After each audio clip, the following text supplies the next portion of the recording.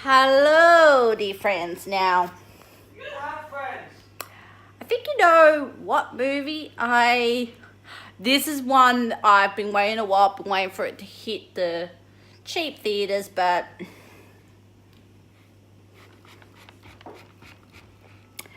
that isn't the only one. There's actually two collector's mugs. My sister has the one.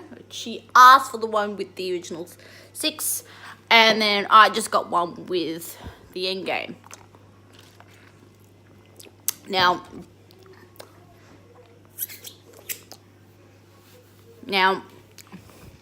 this is pretty much so many years in the making. 10 to be precise, and that would be my brother in the background. I'm going to review Endgame, so you don't want to be spoiled. Rack off. This definitely, I should say, you definitely would have to have seen, Alan, do you want to be spoiled? If you haven't seen the previous Avengers, I would say don't even bother going in to see Endgame, because this movie absolutely links in to the previous one. We do see all of our heroes coming to deal with the aftermath of what we see in Avengers 3, which pretty much leaves Tony in a very, I'll say Tony and Steve in a very dark place. For Steve, he lost his two main companions, and that would be Bucky and Stan. You would know it better as the Winter Soldier and the Falcon. And for Tony, he's not sure if his beloved girl Pepper is alive, and he definitely knows that Peter Parker has died. Spoiler alert. And he has to pretty much comes to deal with this. And when he gets back to Earth, he finally meets Captain Marvel herself, Carol Danvers, and they try to come up with a plan to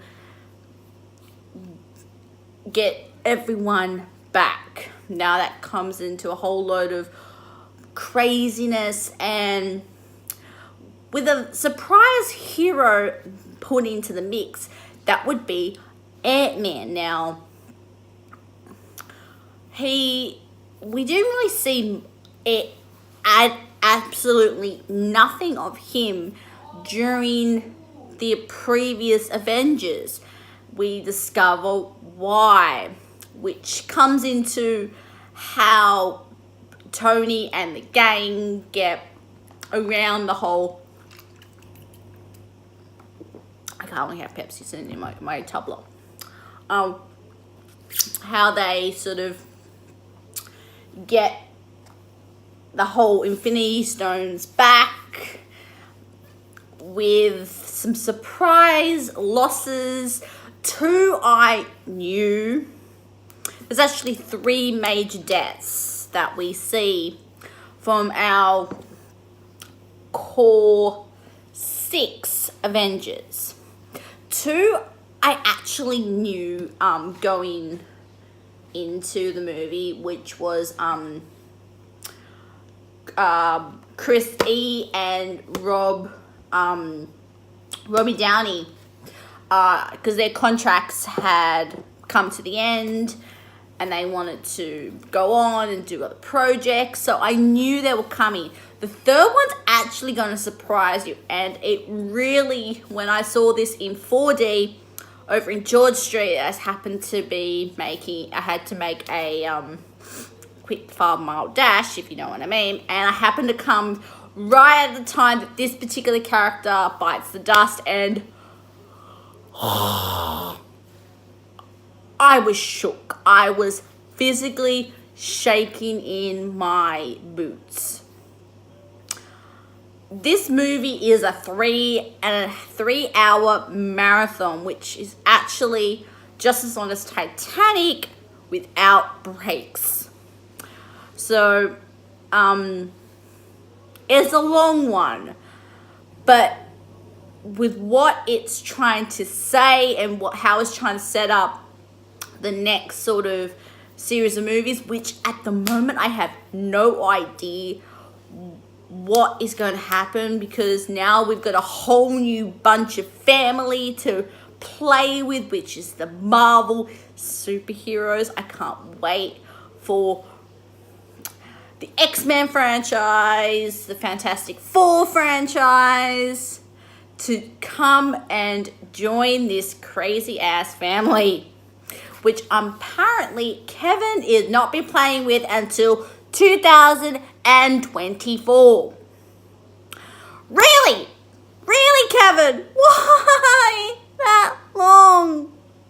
I want them to be done. But apparently there's actually 2 more movies in the Fox's series, which actually I'm, at the time of this recording, I'm aware that New Mutants has been pushed back. Ugh, again, why? So this is a lot of what I think about when I hear the word an Avengers movie. This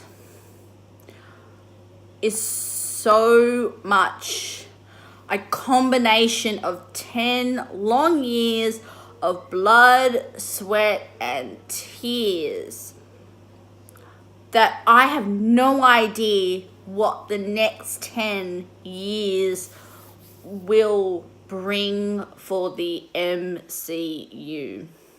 Now, have you seen Avengers Endgame? Please write down in the comment section below what your opinions of the X-Men, the Avengers series has been so far, and the 10 long years it has come to this. Avengers Endgame. And now, with Disney Plus coming in, I'm aware there's going to be a TV series around the Falcon and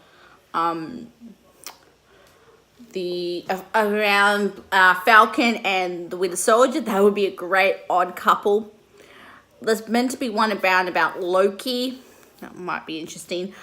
But one I've heard rumors, I'm really interested, is about Natasha Romanoff.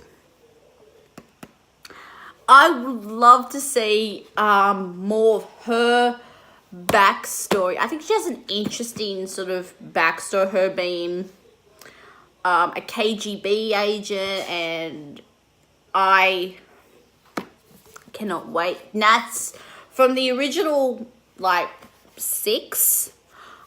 Steve and her would have to be up there with my favorites.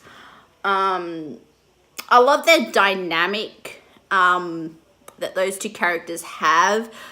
I should sort of preface it that Chris and Scarlett actually have a good off-camera, on-camera relationship. There's actually a very cute video, a photo I've seen of them actually playing a Nintendo sort of I think it was a Game Boy, with them with the whole connect the cord. It's so cute, and it shows that they are really good mates off camera. I love them. I think they're great. If you want me to do a weird sort of video of all the movies these 2 suckers have made, I know them all and I can count them on one hand.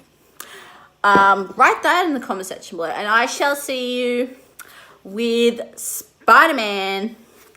I shall see you very soon. Ciao.